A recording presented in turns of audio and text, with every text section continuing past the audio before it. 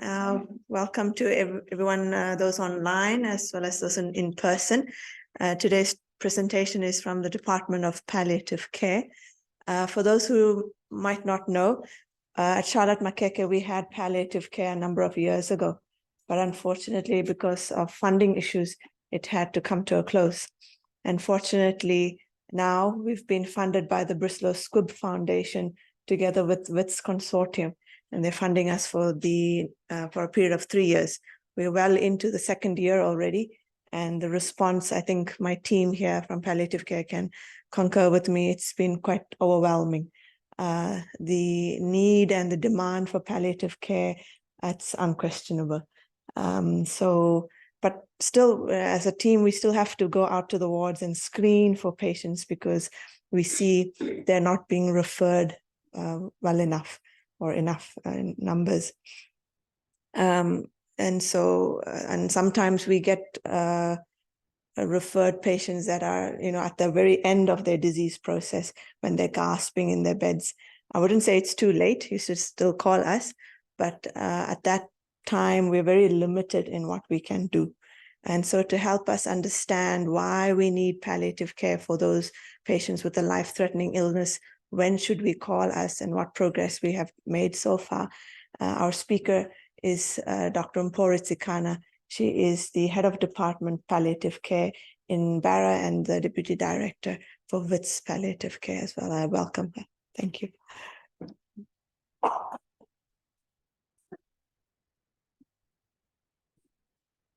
Thank you very much, Dr. Anu, for the introduction. And I think I'm going to apologize to, I usually have 4 logos here: the Department of Health, VETS, and the Bristol Myers Squibb Foundation that she spoke about, because we need to be able to acknowledge everyone. I'll be touching on the palliative care needs for palliative care patients who are facing life-threatening illnesses. So this will be my outline. And I'm hoping that at the end of the presentation, we will all now have a buy-in of the need for palliative care for our patients. I'm going to start with this quotation here by Dr. Jane Collins, to say that many people with terminal illnesses miss out on palliative care because there's a limited understanding on how it can help improve the quality of life for both the individual and their families at any point of their illness. Just a brief background. Cecily Saunders here, as a young nurse, is the pioneer of palliative care and the hospice movement. And she changed the view of how people look at the death and dying. And she also changed the focus of what we do from drug management to be able to encompass managing total pain, which is what we do in palliative care. She came up with a concept. And this she was able to do because she had a number of caps. She was initially a social worker, she became a professional nurse, and eventually she became a medical doctor and did a lot of research. So the needs of our patients are broad. Physical, which is what I was trained, most of us were trained in as clinicians, but our patients also have social needs, they've got emotional issues, and they also have spiritual and practical issues. There is a need for us to be able to provide palliative care. And the Lancet Commission report that was released in 2018 indicated that over 61 million people are suffering or have health-related suffering globally. And we also know that palliative care has now been recommended as part of the universal health coverage. It's also recommended in our country as part of the national health insurance. Palliative care is also a human rights issue. So what is palliative care? I'm going to flag 2 definitions here. This is a definition that came about when palliative care professionals decided to amend the World Health Organization definition that we've known for over years. And this was based on the report that I flagged on the Lancet report on suffering, to say all patients can benefit from palliative care. This is the WHO definition. That is, we all know that palliative care is holistic total care that aims at improving the quality of life of patients and their families. and encompasses 4 components: the physical, the emotional, social, and spiritual. So the goal of palliative care really is to improve the quality of life. We look at pain and other physical symptoms. We look at all the others, emotional and spiritual aspects. We also look at the family. We start the bereavement before the patient dies, and then we continue beyond the death of the patient. So in 2017, between 2016 and 17, we worked on the National Policy Framework and Strategy for Palliative Care, which was then approved in March. At the end of March 2017. We were supposed to start implementing in 2017 up to 2022, but we had a lot of challenges in ensuring that there's implementation nationally. It's just been extended to 2014, and we were fortunate enough to have funding that will enable us to get someone to sit in the national office and push implementation. Unfortunately, I don't want to say as usual, but unfortunately, we do not get support from the National Department of Health, and the contract ended in May this year. But we haven't finished the implementation in the different provinces. The policy says that palliative care should be provided throughout the continuum of care for all our patients who require palliative care as per definition. And we should also address all the aspects of palliative care, and it must be provided across the different levels of care, including Charlotte Malbeke. These are the 4 components of palliative care, and I'm highlighting here for you to be able to understand that we can't only focus on physical symptoms, because all the other issues are going to impact on the physical symptoms and impact on the quality of life of our patients. Most people understand palliative care to be care that is provided after curative interventions have ended, but this is not what palliative care is all about. So the top diagram here is what most people understand. But we are saying, and the World Health Organization and our policy also says that palliative care should be provided from diagnosis. We then, the level of interventions will depend on what the patient is going through at the time. If you find your patient earlier, these are the different trajectories of diseases. If you find your patient earlier, then you'll realize that palliative care interventions are minimal, but they are still needed. Curative interventions will then take precedence, but I'm going to use an example of a cancer patient. Most of our patients present here. So when you look at this, most of the interventions have to be palliative care with some of the curative interventions. And again, when you look at this diagram here, bereavement has to start before the patient dies, and it must continue beyond the death of the patient. So that's why we have healing services for families. We follow them up until they are okay. If we don't do this, most of these families are going to end up in our psychiatric units. So mental health becomes a big issue. So now, who or which patients will benefit from palliative care? I've included here the SPEC tool developed by the University of Edinburgh, which was then adapted for low-income settings. And when you look at what is in this first slide here, most of these patients are going to present in our casualty or emergency department. So emergency department must also be involved in palliative care for them to be able to understand the benefit that our patients are going to have. When we do not address these issues, patients are going to continue to come back to the emergency unit. They are going to come and occupy beds which are meant for patients who can be cured or patients we regard as acute, who can be managed, and they are also going to die in the hospital. I'm going to flag another slide that speaks to where patients prefer to die. So this actually says, you can look at this and be able to say, but this patient, the performance status is deteriorated, so this patient requires palliative care. Or the patient keeps coming back to the hospital. Maybe I should then involve palliative care to be able to see whether the patient will benefit, and then the patient and the family will then be addressed, and with proper support and education, the patient will not come back to casualty unnecessarily. Yeah? Most of these are conditions that present to internal medicine, We have a lot of cancers. This is patients who are old. This is geriatrics here, and you can really pick up most of these are patients who are presenting in our settings. And I want to highlight here that previously we were looking at multidisciplinary TB as those who require palliative care, but we are now realizing that all TB patients require palliative care because of the challenges that they are facing. And if they are not supported, the outcome then becomes bad. That's why TB is one of the leading causes of death in our setting. All these are internal medicine. So I think this speaks to why it is important for us to be able to make sure that we really incorporate palliative care as part of what we do.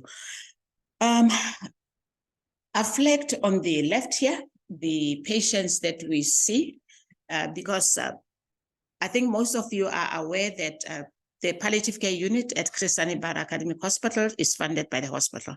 Most of the staff, my salary is paid by Bara, and we've got nurses, also have social workers.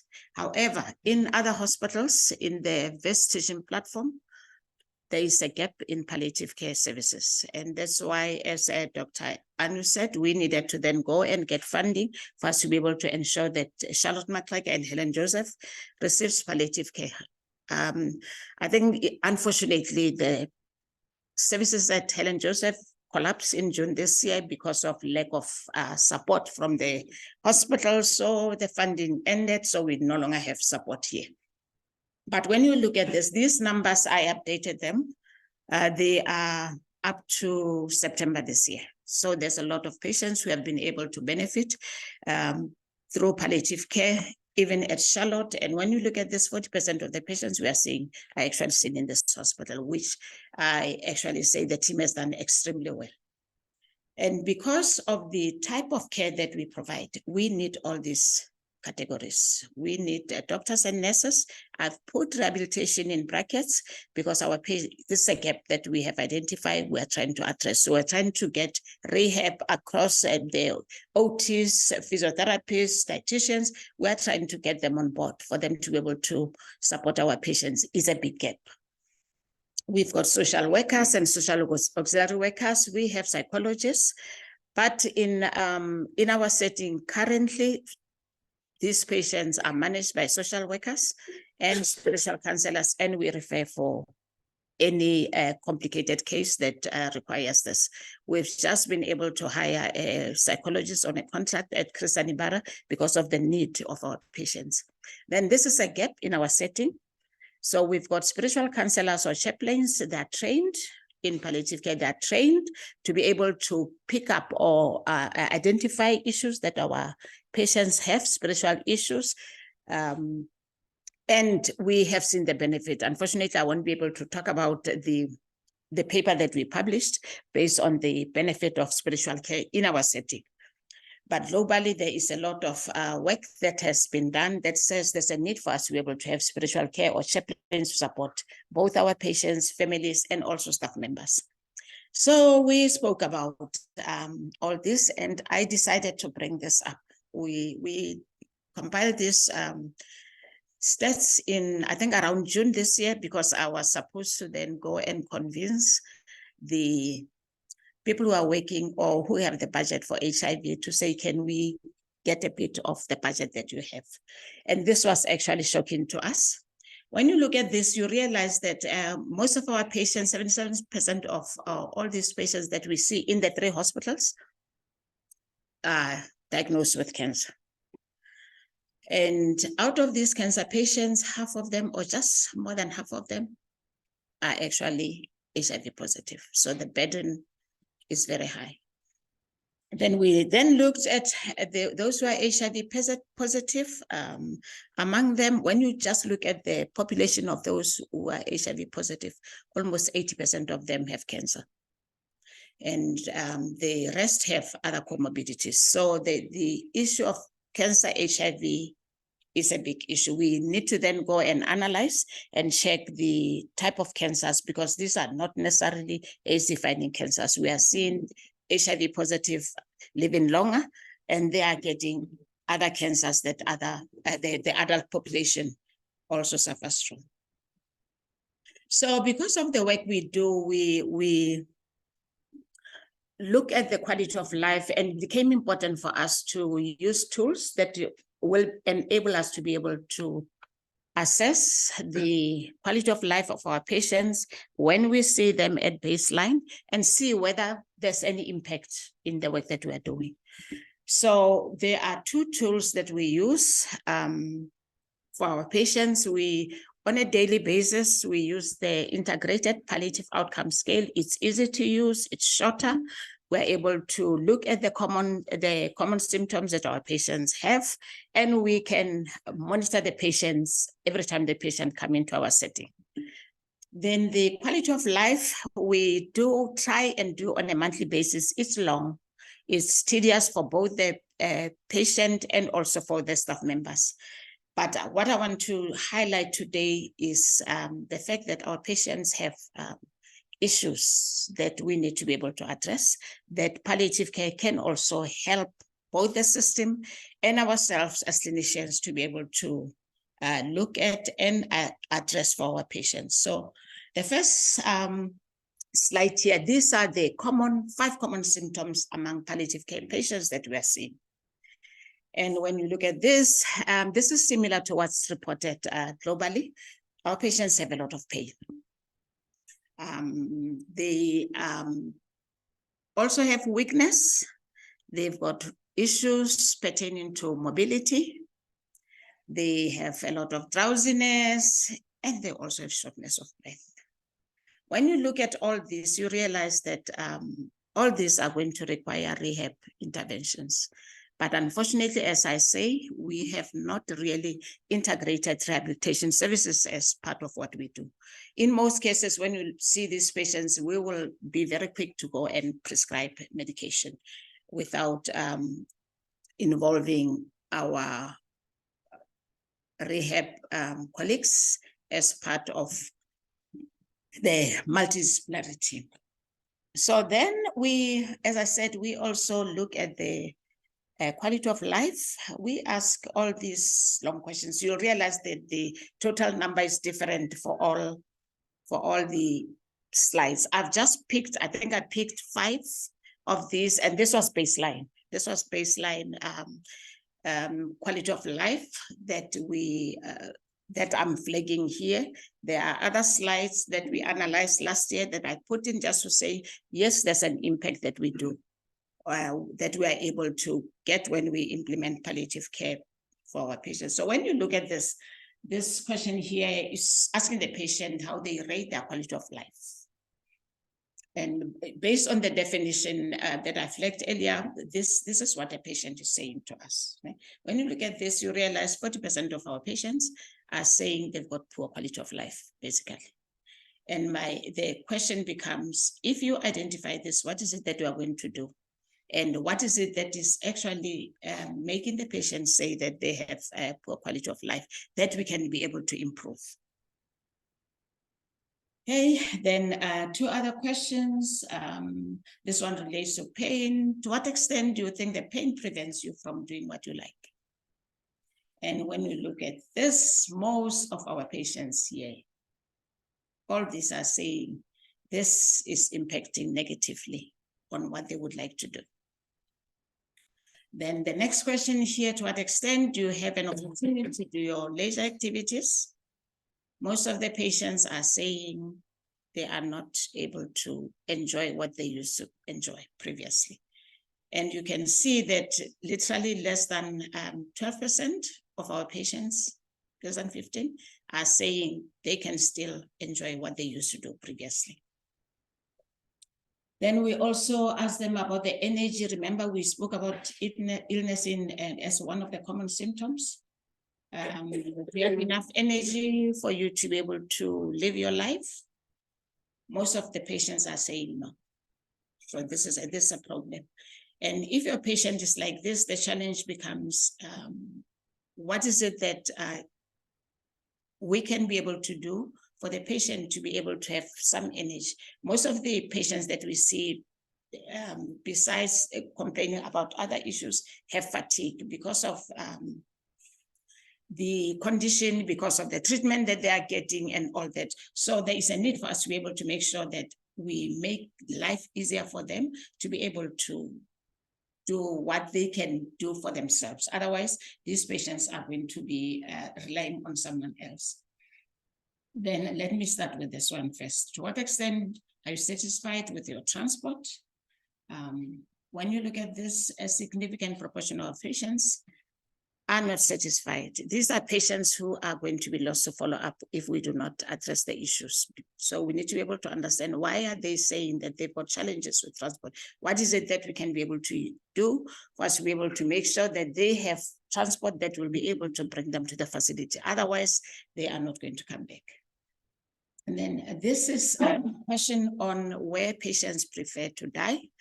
This is an indicator for quality death under palliative care. So we ask our patients on an ongoing basis, where is it that you would like to die?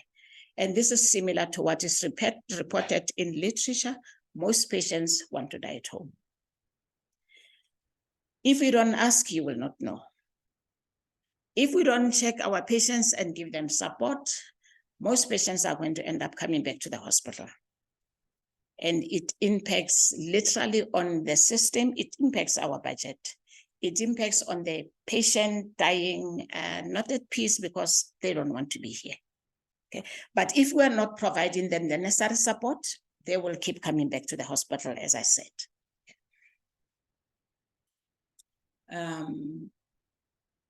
I extracted this from the analysis. We did this last year. We will be looking at the analysis broadly to just check what is happening in our settings. So here I think we had about half of the patients that we have now. And we were analyzing the same quality of life tool that I'm talking about. Here you'll realize that these were fewer patients who had both the initial and the follow-up quality of life.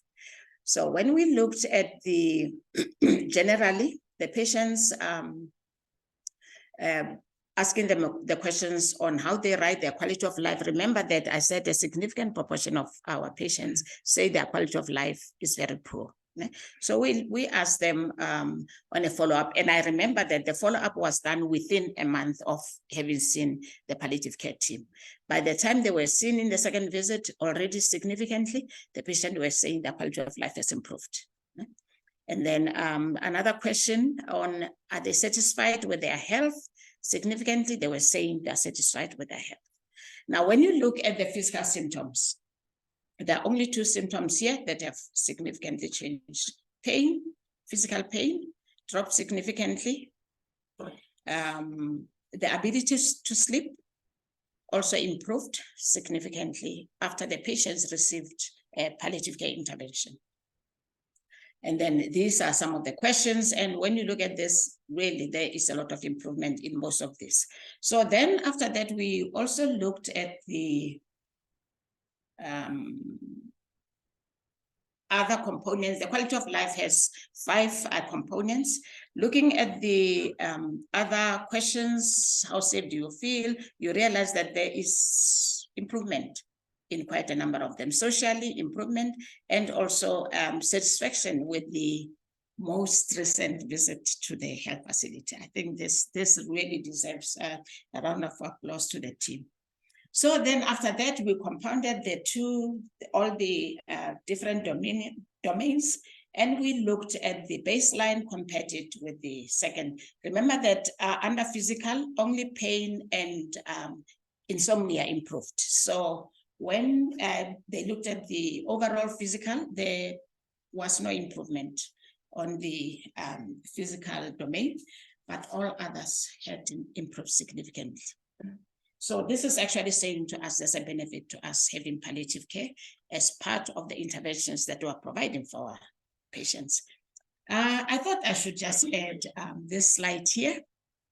And this is talking to why palliative care is not accessible to our patients. There are a number of issues, there are policy issues, availability of clinical guidelines, allocation of resources, which is, I think for me, for system issues is very important. And that's why Dr. Anu was saying services at Charlotte had, they would always collapse. And I've just spoken about Helen Joseph to say that because of allocation of resources, the services had to collapse. It's a sad day, but this is reality.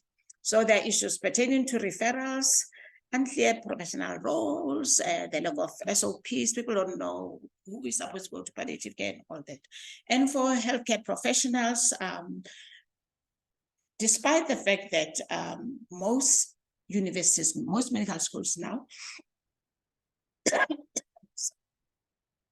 most medical schools have palliative care as part of the undergraduate curriculum. We still have a challenge on health professionals understanding palliative care and referring.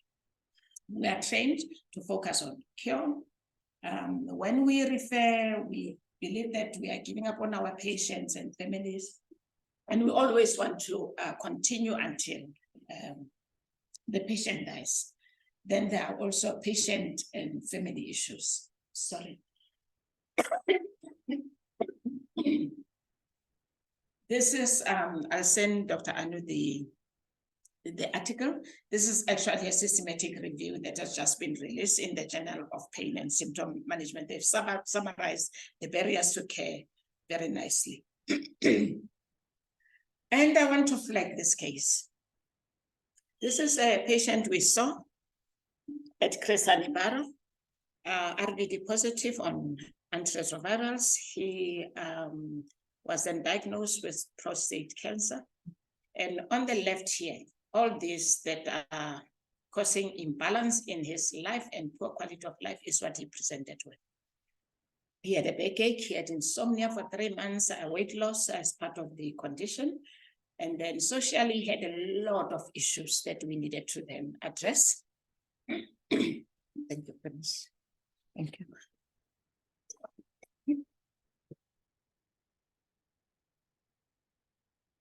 And emotionally, he was depressed, he felt guilty, he was blaming himself.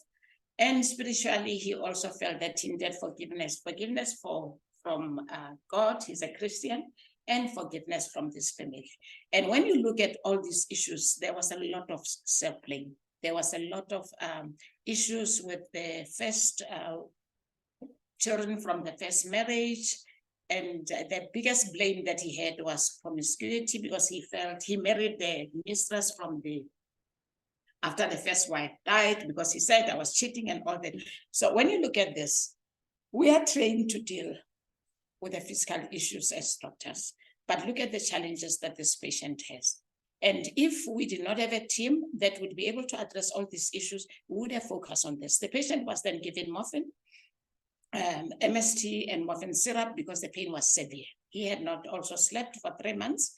And what became interesting with this patient is that literally in 24 hours after talking to the team, we then had to reduce the morphine dosage because most of the issues here had been addressed.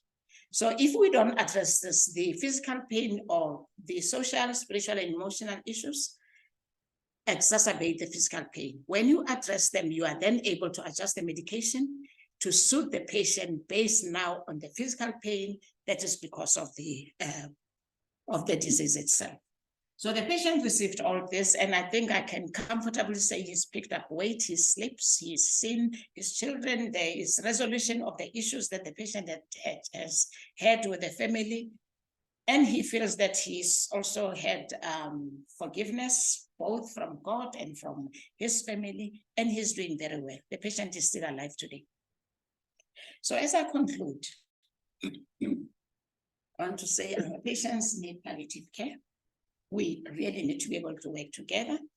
When we discuss the goals of care for our patients, it should be the treating team or the primary treating team and also palliative care for us to be able to make sure that the goal of care meets the need of the patient, because we usually say, because we focus on person-centered care, the goals of care must be determined by the patient based on the information they've received from the treating team, and also from the support and the information that they have received from the palliative care team based on all this. And I also want to say the Charlotte Matraka team, on this picture here are doing a great job. I'm going to end here. Thank you very much.